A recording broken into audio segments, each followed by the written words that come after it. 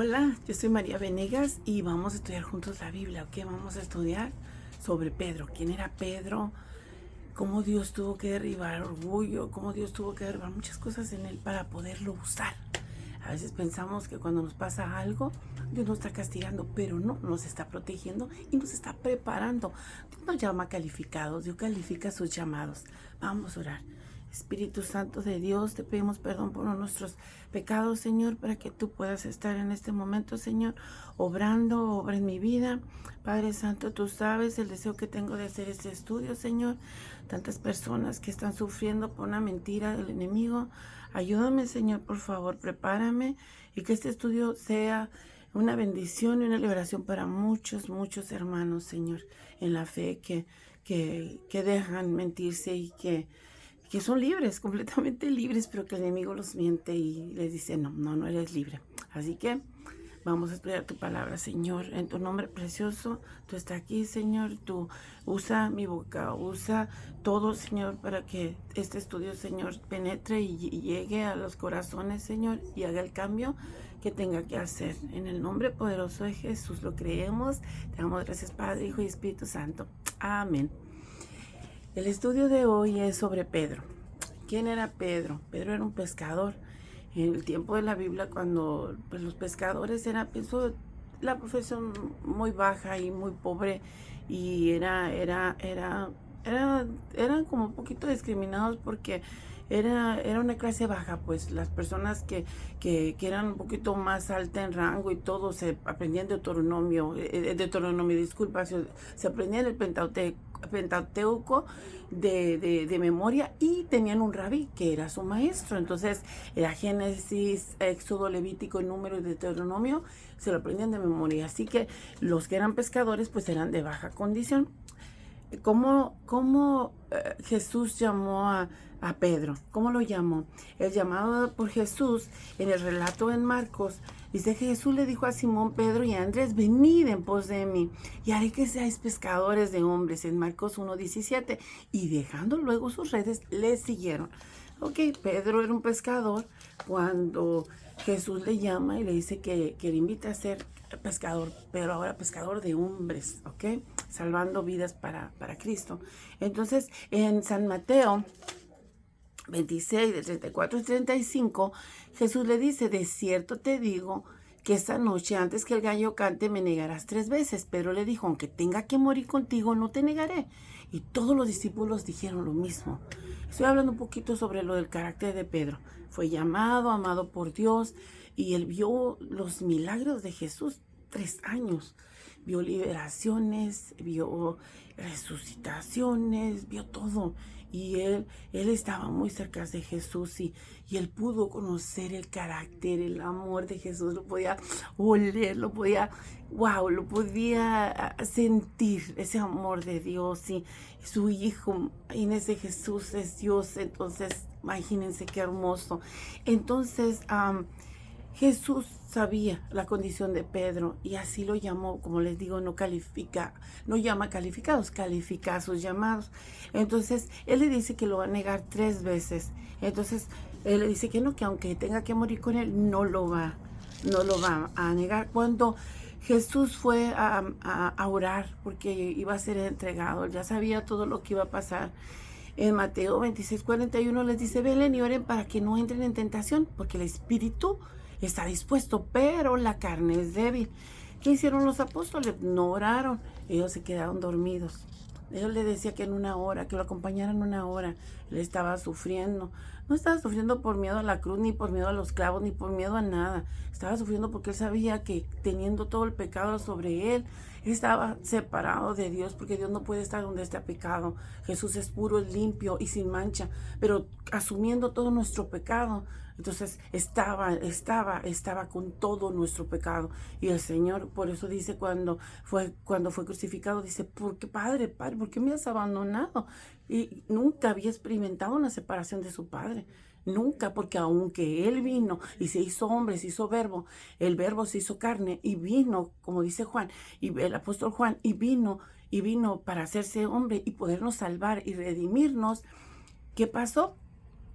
Él se hizo hombre, pero él siempre estuvo cerca de su Padre. Él apartaba tiempo en las madrugadas, se iba muy tempranito antes que empezara su jornada de sanación, de salvación. Él, recuerden, vivió 33 años. 30, fue un hijo obediente, fue un primo obediente, un primo bueno, un hermano,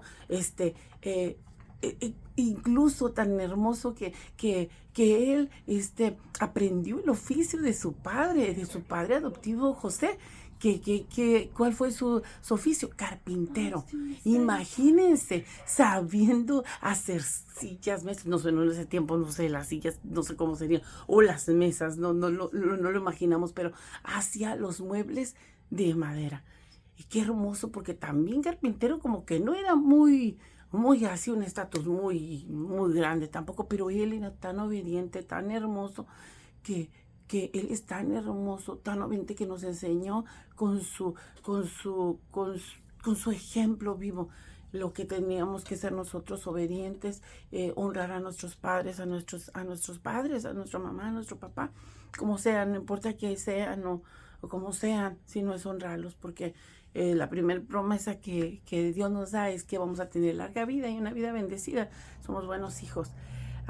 Bueno, siguiendo a lo de Pedro, imagínense, Jesús está orando, está diciendo al Señor, si es posible, aparta de mí este cáliz, esta copa. ¿Qué había en la copa? Pues que había en la copa, estaba la ira de Dios, la ira contra todos nosotros pecadores, contra todos los que estábamos alejados, completamente separados, cortados, aparte de Dios.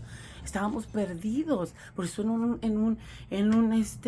un versículo dice Jesús que Él vino a rescatar lo que se había perdido. Y sí, estamos perdidos, estábamos sin hogar, estábamos como un niño que lo pierde en una ciudad y no sabe para dónde correr. Así, Él viene, Él muere por nosotros, toma nuestra culpa y nos justifica con su justificación de Él, con lo que Él hizo en la cruz, no con lo que nosotros hagamos. Nosotros no podemos hacer nada, solamente obedecer a Dios, amar a Dios con toda nuestra mente y alma y corazón. Es todo. Pero ¿qué pasa? Pedro era orgulloso, era prejuicioso, era también, él era también que le gusta agradar a la gente, placedor de gente. ¿Qué me van a decir? ¿Qué dirán? ¿Qué todo? Entonces, en Marcos 14, 66, 72, en Lucas 22, del 55 al 62, en Juan 18, del 15, del 16 al 18, 25 y 27, Pedro niega a Jesús en los evangelios, ¿verdad? Les estoy diciendo las escrituras. Ahora, ¿qué va a pasar? ¿Qué pasó con Pedro? Cuando cuando Jesús dice que lo va a negar, él dice que no lo va a negar. Cuando ellos se quedan dormidos, vienen por Jesús y él agarra la espada y lo quiere defender y le corta la oreja al guardia y le dice Pedro que guardara su espada, porque del que hierro mata y a hierro muere. Entonces le recuperó su oreja y se van. Muchos discípulos pues corrieron, se fueron, se apartaron, pero él y Juan lo seguían. Entonces él lo siguió, pero cuando lo veían le decían, mira, él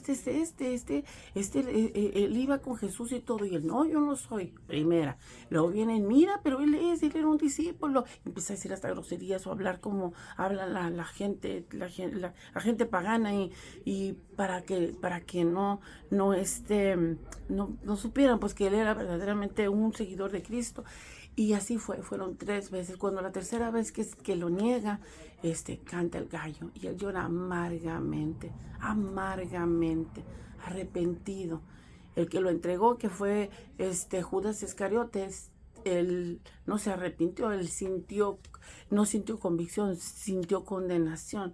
Por eso es que quitó hasta su propia vida. ¿Por qué? Porque sintió condenación, no aceptó no aceptó el poder arrepentirse o el poder que Dios lo perdonara. No hay nada que Dios no nos pueda perdonar, pero él sintió condenación y eso es lo que aceptó.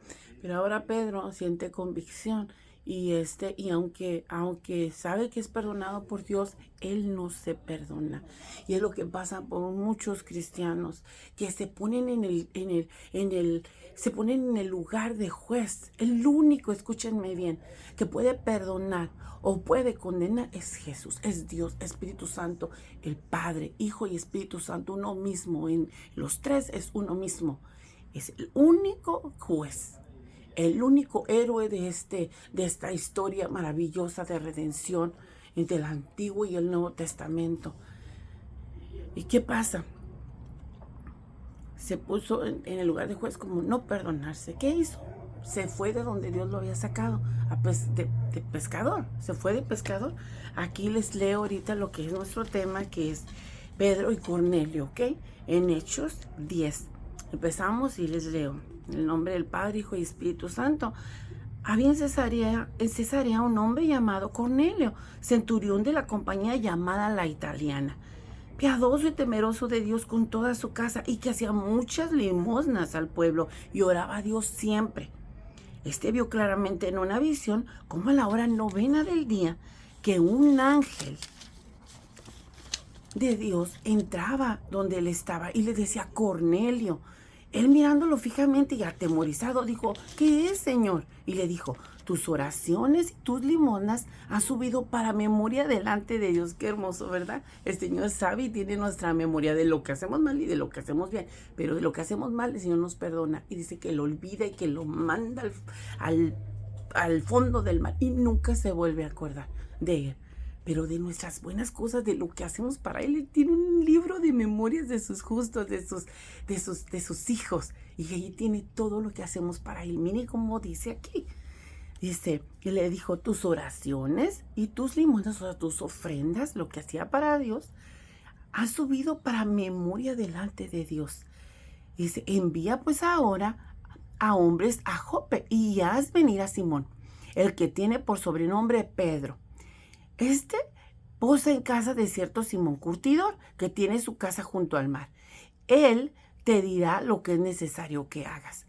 Ido el ángel que hablaba con Cornelio, este llamó a dos de sus criados y un devoto soldado de los que le asistían, a los cuales envió a Jope después de haberles contado todo. Al día siguiente, mientras ellos iban por el camino y se acercaban a la ciudad, Pedro subió a la azotea para orar cerca de la hora sexta. Y tuvo gran hambre y quiso comer. Pero mientras le preparaban algo, le sobrevino un éxtasis. Y vio el cielo abierto y que descendía algo semejante a un gran lienzo, que atado de los 4 puntas era bajado de la tierra, en el cual había de todos los cuadrúpedos terrestres y reptiles y aves del cielo.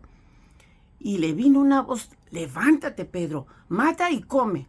Entonces Pedro dijo: Señor, no, porque ninguna cosa común o inmunda he comido jamás. Volvió la voz a él la segunda vez: lo que Dios limpió, no lo llames tú común. Esto se hizo 3 veces y aquel lienzo volvió a ser recogido en el cielo. Y mientras Pedro estaba perplejo dentro de sí sobre lo que significaría la visión que había visto, he aquí que los hombres que habían sido enviados por Cornelio, los cuales, preguntando por la casa de Simón, llegaron a la puerta. Y llamando preguntaron si moraba allí un Simón, que tenía por sobrenombre Pedro. Y mientras Pedro pensaba en la visión, le dijo el Espíritu: he aquí 3 hombres te buscan. Qué hermoso, ¿verdad? No necesito ni que le llamaran ni que le gritaran. El mismo Dios, el mismo Espíritu Santo le dijo: hey, te buscan. 3 hombres vienen a buscarte, porque yo les he enviado, dice. Entonces Pedro, descendiendo a donde estaban los hombres que fueron enviados por Cornelio, les dijo: he aquí, yo soy el que buscáis. ¿Cuál es la causa por la que habéis venido? Ellos dijeron: Cornelio, el centurión, varón justo y temeroso de Dios, y que tiene buen testimonio en toda la nación de los judíos, ha recibido instrucciones de un santo ángel de hacerte venir a su casa para oír tus palabras. Entonces, haciéndole entrar, los hospedó, y al día siguiente, levantándose, se fue con ellos, y le acompañaron a algunos de los hermanos de Jope. Al otro día entraron en Cesarea, y Cornelio los estaba esperando, habiendo convocado a sus parientes y amigos más íntimos. Cuando Pedro entró, salió Cornelio a recibirle y, postrándose a sus pies, adoró. Mas Pedro lo levantó y diciendo, levántate, pues yo mismo también soy hombre. Y hablando con él entró y halló a muchos que se habían reunido. Qué hermoso. Cornelio había invitado tal vez a su familia, no sé, a sus amigos, los había invitado porque era tan importante escuchar qué iba a decir Pedro de Jesús. Y dice, y halló a muchos que se habían reunido. Y les dijo, vosotros sabéis cuán abominable es para un varón judío juntarse o acercarse a un extranjero, pero a mí me ha mostrado Dios que a ningún hombre llame común o inmundo. Por lo cual, al ser llamado, vine sin replicar. Así que preguntó, ¿por qué causa me habéis hecho venir? Entonces Cornelio dijo, hace 4 días, a esta hora yo estaba en ayunas y a la hora 9, mientras oraba en mi casa, vi que se puso delante de mí un varón con vestido resplandeciente y dijo, Cornelio, tu oración ha sido oída y tus limonas han sido recordadas delante de Dios. Envía pues a Jope y haz venir a Simón, el que tiene por sobrenombre Pedro, el cual mora en casa de Simón, un curtidor, junto al mar. Y cuando llegue a él, él te hablará. Así que luego envié por ti y tú has hecho bien venir. Ahora pues todos nosotros estamos aquí en la presencia de Dios para oír todo lo que Dios te ha mandado. Entonces Pedro, abriendo la boca, dijo, en verdad comprendo que Dios no hace acepción de personas. Y es verdad, no hace acepción de personas. Si no estuviéramos tú o yo, ustedes aquí, porque somos los gentiles. Su pueblo escogido, su pueblo en que él incluso hasta hablaba en parábolas para que los demás no entendieran, era el pueblo judío.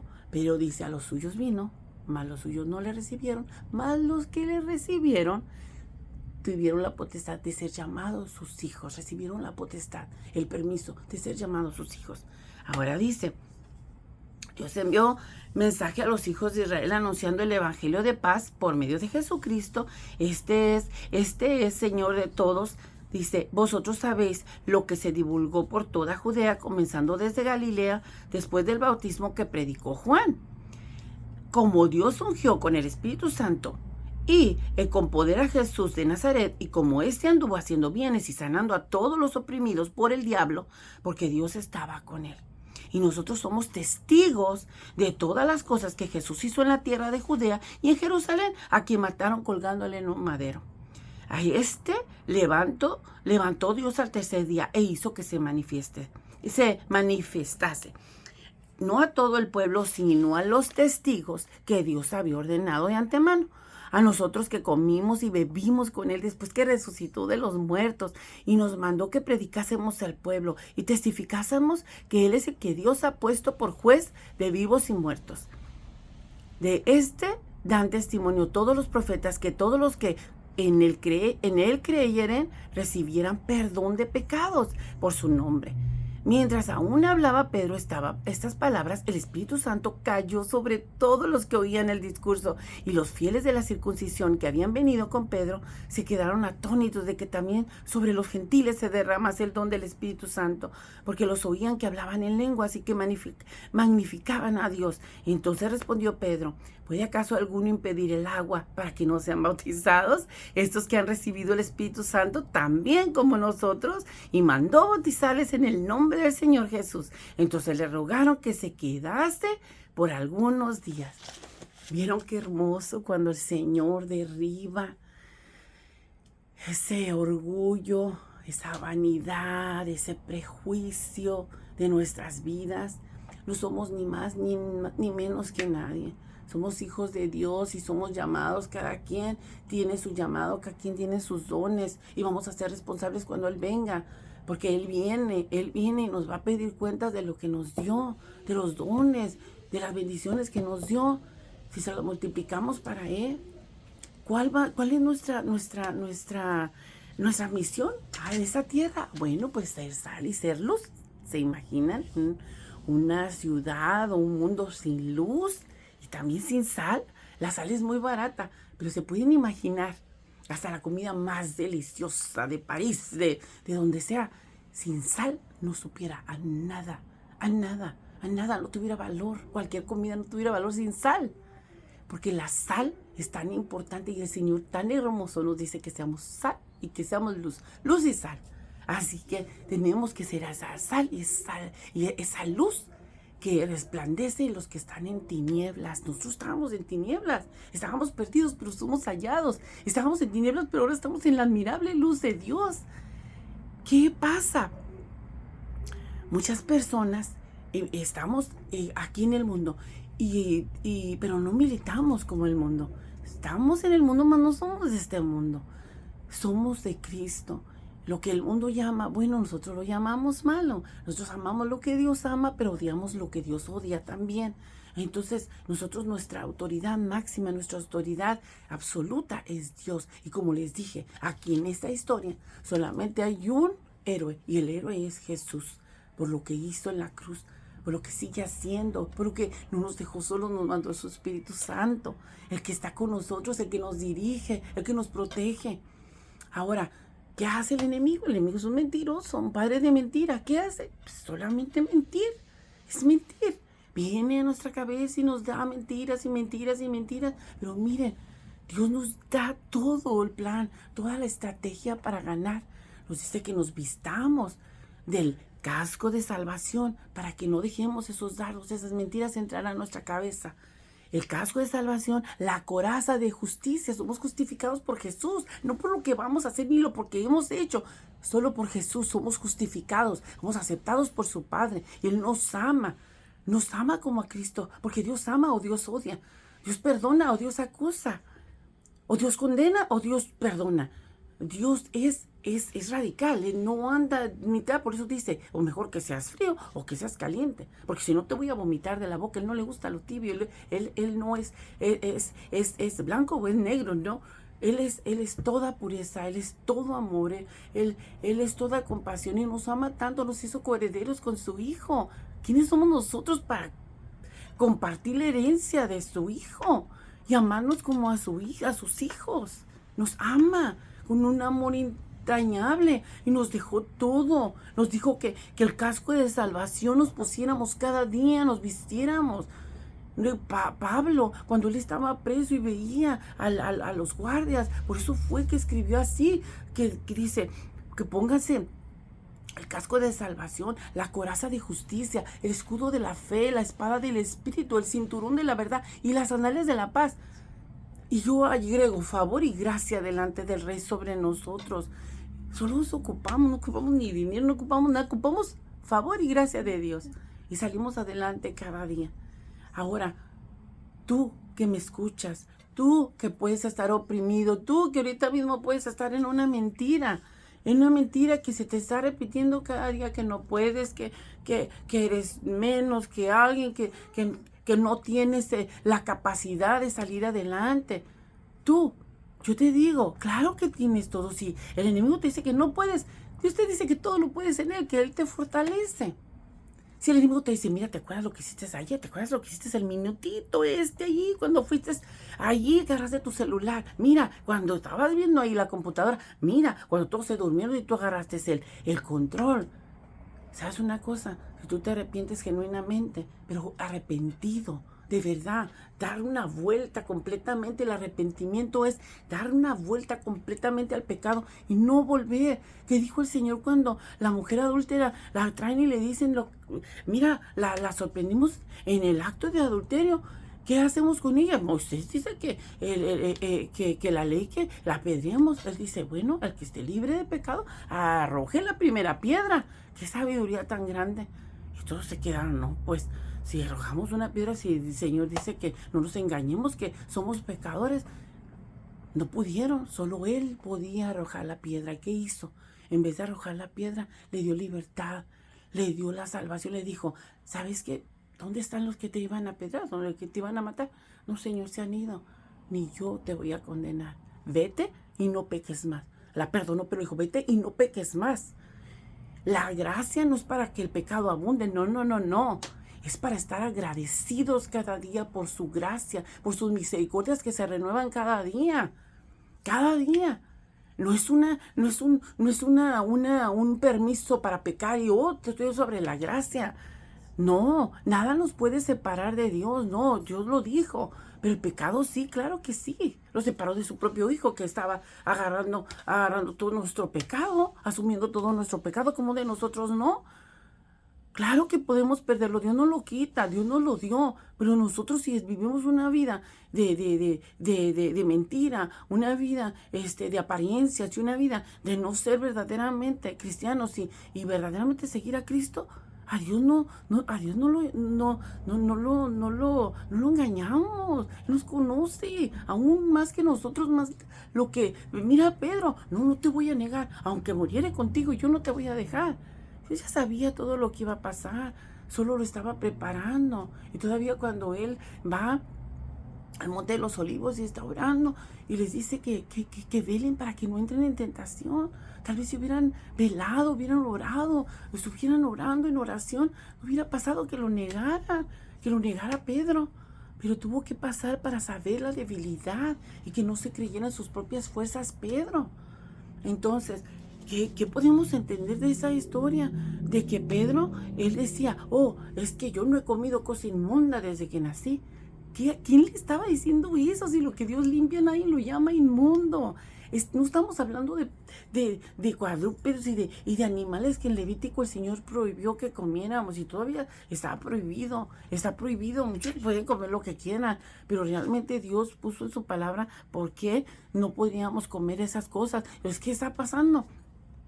Dios nos prohibió que comiéramos eso, pero cuando le está poniendo una prueba. No era eso, que si comieran o no comieran, no. Lo que era es que lo estaba preparando, porque él era tan prejuicioso que iba a ir a hablar a los gentiles. Para él los gentiles era eso, lo veían lo peor, y ellos no se mezclaban, era lo más bajo mezclarse con los gentiles.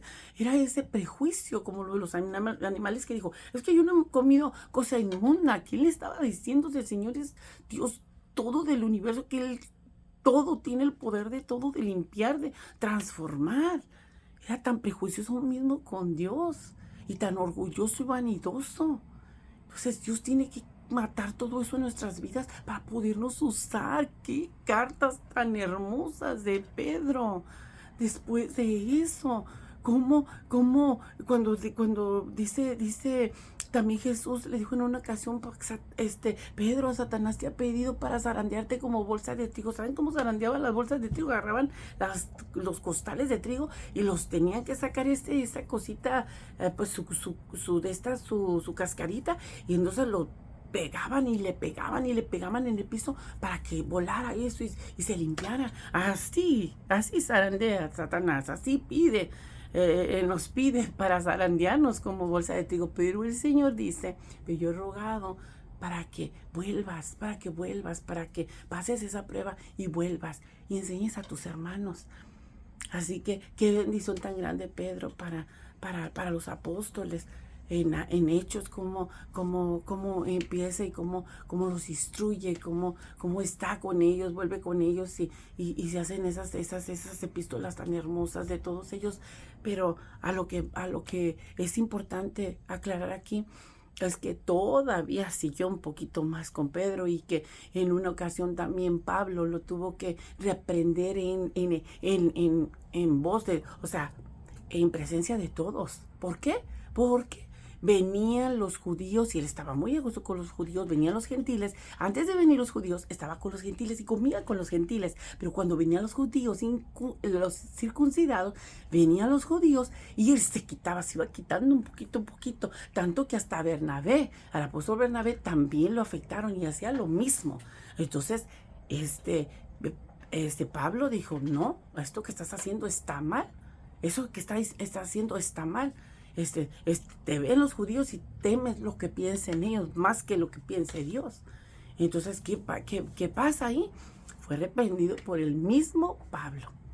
Pablo, un hombre de carácter muy fuerte, y después vamos a hablar sobre Pablo. Pero ahorita hablamos sobre Pedro y lo importante de lo que pasó Pedro para poder ser el apóstol Pedro, y cómo Dios lo fortaleció, cómo Dios lo perdonó, cómo Dios lo restauró, cómo Dios quitó toda esa vanidad, ese prejuicio, ese de estar placiendo a la gente y no placiendo a Dios, porque lo que quería era que le importaba mucho lo que los demás pensaran. Entonces, No sé qué está pasando ahorita contigo, no sé qué mentira el enemigo está poniendo en tu mente, pero vamos a orar porque el Señor está aquí. El Señor está aquí y el Señor está presente y el Señor conoce tu corazón. Pídele al Señor y yo no puedo. Pero sabes, tú sí puedes, ven y cambia mi vida. Y no solo es cambiar tu vida, es buscarlo. Busca una iglesia que tenga el evangelio correcto, un evangelio correcto, bíblico, cristocéntrico, que hable Padre, Hijo, Espíritu Santo, que tenga ese temor de Dios, una iglesia que tema a Dios, no de prosperidad, no de mentira, de lo que quieras escuchar, no. Busca una iglesia, el Señor sabe tu corazón y Él te va a guiar, el Espíritu Santo de Dios te va a guiar. Vamos a orar por la libertad, vamos a orar porque seas libre, vamos a orar porque toda mentira del enemigo se caiga, no tenga parte ni suerte en tu vida. Señor Jesús, estamos ante ti en este momento, pidiéndote perdón nuevamente y pidiéndote por favor que las personas que están escuchando este mensaje, yo no soy profesional, yo solo vengo, Señor, temerosa, Señor, y queriendo hacer tu voluntad, Padre Santo. Te pido, bendito Padre Celestial, por las personas que están atacadas en su mente, que vienen un montón de cosas en su mente, que sepan y se concentren en la verdad. La verdad es que tú los amas, que tú mandaste a tu Hijo para que muriera por nosotros y para salvarnos, y que tú no nos vas a negar las cosas que podamos necesitar para vivir dignamente. Que sabemos que podemos dormir confiados, vivir confiados porque tú nos sostienes, porque tú estás con nosotros. ¿Y quién contra nosotros? Si tú con nosotros, si tú nos perdonas, ¿quién nos va a acusar? Bendecimos, Padre Santo, a las personas que están escuchando este servicio y bendecimos este tiempo, Señor, este tiempo dedicado para ti, Señor, porque todo lo que sea para ti es lo único que podemos invertir en el cielo, Señor. Te pido por favor que los hagas libres, que si el Hijo libertare, serán verdaderamente libres y el Hijo los quiere libertar. Jesús está aquí y sé que quieres que haga por ti. Pues libérame de esto, libérame de esto, libérame de esto, libérame de adulterio, libérame de pornografía, libérame de estar juzgando, libérame de estar en el pecado, libérame de estar como tibio, libérame de este orgullo, de esta vanidad, de este prejuicio, libérame. Señor, no hay nada imposible para Él, porque todo es posible para Él. Señor, libéralos, bendícelos, guarda sus vidas, Señor, sálvalos, sánalos, Padre Santo. En tu santo nombre, que te busquen en espíritu y en verdad, Señor, y quieran verdaderamente tener una relación contigo, no religión, relación. Te damos toda la honra y toda la gloria, Padre, Hijo y Espíritu Santo. Gracias te damos por este tiempo. Te pedimos por todas estas personas que están escuchando, que tú obres en sus vidas, que tú los cuides y tú los guardes de todo mal. En el nombre de Jesús. Amén, amén, amén. Que Dios los bendiga. Hasta pronto.